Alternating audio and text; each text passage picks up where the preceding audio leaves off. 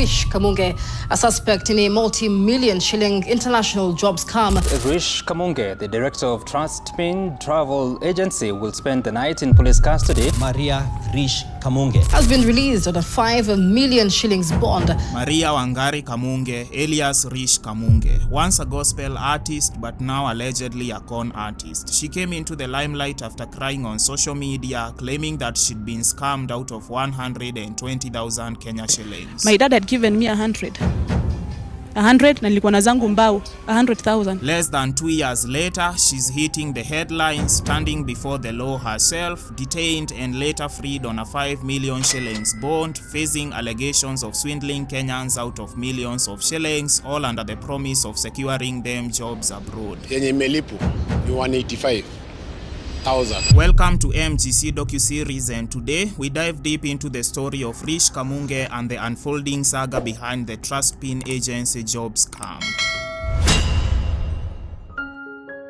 Every Kenyan dreams of working in a thriving economy. When opportunities at home fall short, many seek greener pastures abroad, making them vulnerable to unscrupulous agencies that tend to swindle their hard-earned money. These agencies demand hefty fees, promising jobs in nursing, cleaning, driving, and more jobs abroad. They ask for documents and a large sum of money for your plane ticket. Dreams often turn into nightmares when applications are declined, or worse, when you're sent abroad only to be abandoned with no plan. At such moments, you realize you've fallen victim, as in the case of Trustpin travel agency ran by none other than Maria Wangari Kamunge. On the 20th of March 2023, Rish, the vocalist who identifies as a gospel musician, businesswoman in the cosmetology field, and a writer, appears on a YouTube interview with Nicholas Kioko. Kwa majina naitwa Rish. Rish ameokoka. Rish is a gospel musician. The video is titled Lady Conned 120k shillings finally speaks, How Con Tricked Me, emotional story. This marks the first wave that brings Rish into the limelight. The main reason Rish is featured in this interview is that she's trending online due to a story about her being conned out of 120,000 Kenya shillings in the streets of Nairobi. Rish claims that the money was meant to set up a business, and while she was waiting in the infamous Supermetro queue in Nairobi, two elderly cons approached her asking for directions. Little did she know that this would be the first time she's karibishwad to Nairobi. Rish claims that the next thing she discovered was her phone, laptop, and money gone, and she can't even remember what happened. Hakuna kitu unaweza kumbuka ili happen hapo katikati. I cannot. This is the funniest thing. Sijui.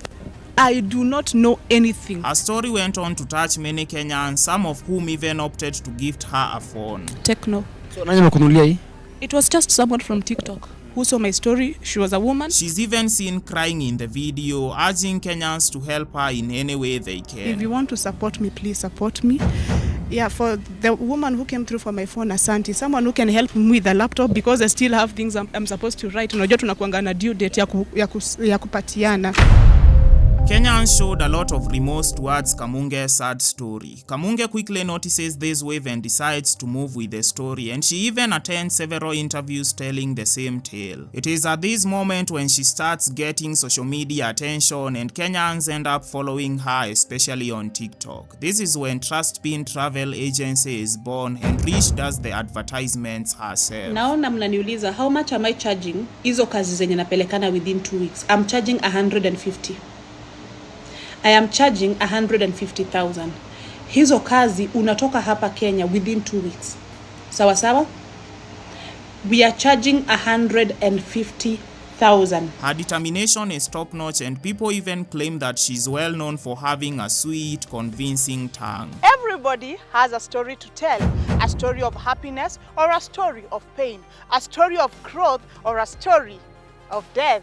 A story of achieving or a story of losing. That is your story.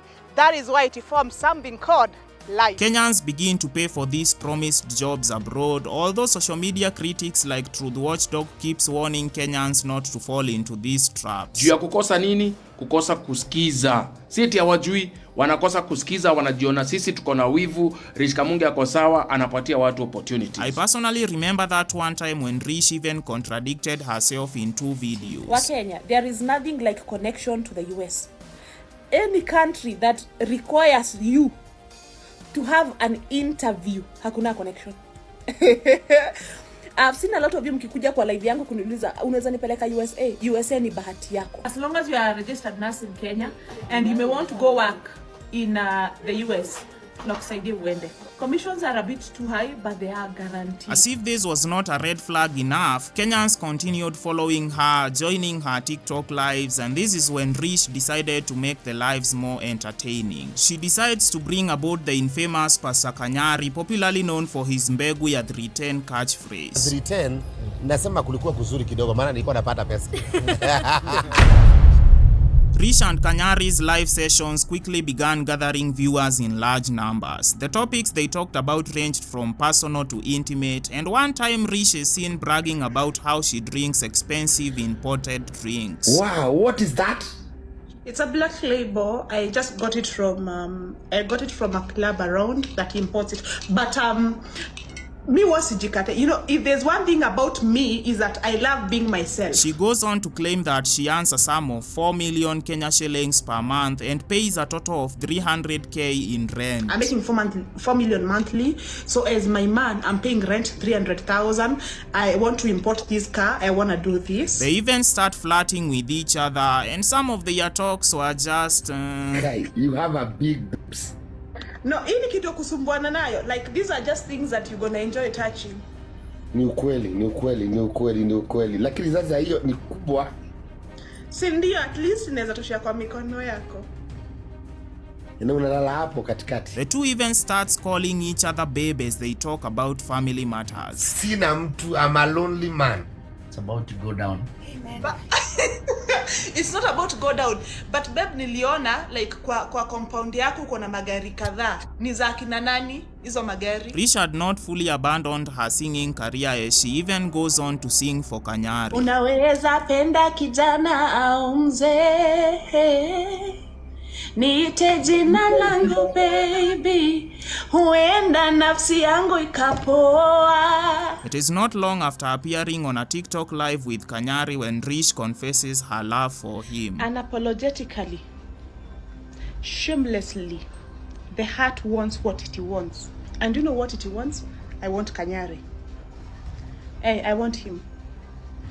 I'll not keep on hiding my feelings for him. And for that person who made us hate Kanyari, especially me, that person who had made me hate Kanyari, you are cursed. I want that baby boy. After some time, Kanyari introduces Rish Kamunge to the congregation in his church. Kwa hivyo tutakaribisha kwanza Rish Kamunge na rafiki yake waje wasalimie watu na Mungu akubariki.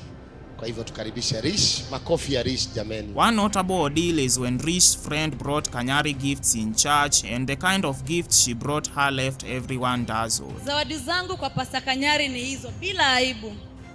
Pastor Kanyari, mimi nimekuja kwa Wakamba, sina pesa ya kukuweka kwa billboard kama Rish. In another TikTok live, Rish was heard claiming that she is even pregnant for someone, and many speculate that it was Kanyari. And for your information, I'm already pregnant for people you know.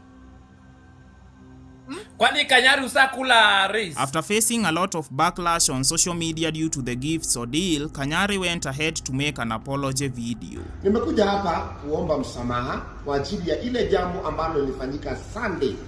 Kama vile mnajua Jumapili iliyopita kuna msichana ambaye ni msichana wa TikTok, msichana wa kutoka Ukambani, kuja akaniletea kondom katika madhabahu.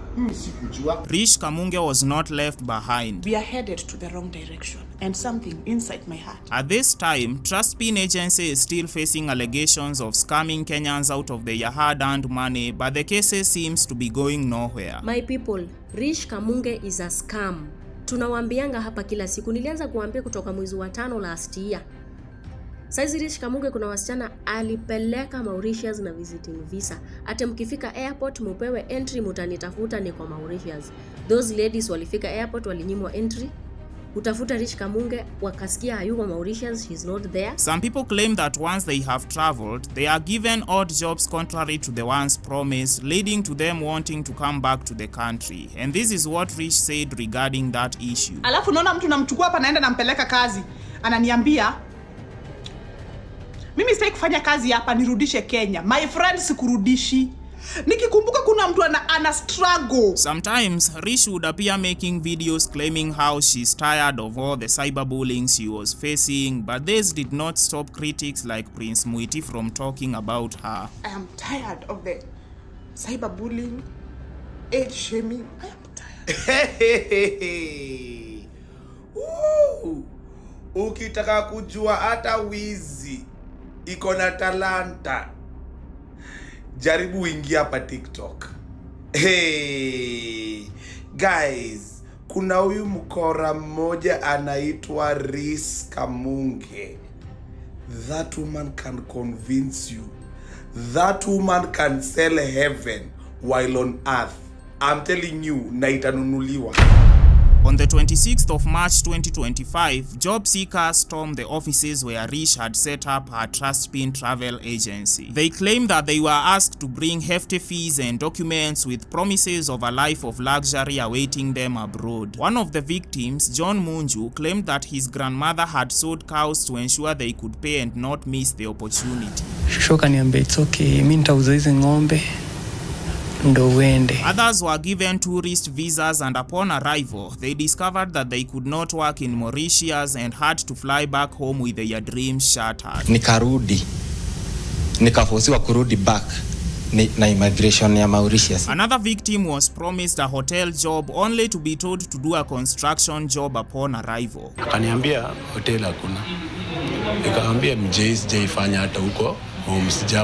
Rish was later arraigned in court for obtaining and was later freed on a 5 million Kenya shillings bond. The DCI made a post about the same on X, urging anyone who might have fallen victim of the job scam to come forward and report the matter at Central Police Station in Nairobi. Rish Kamunge is however back online, and she even made a video asking Kenyans to follow her to 1,000 followers so that she can get on live and share her side of the story. Let us do this.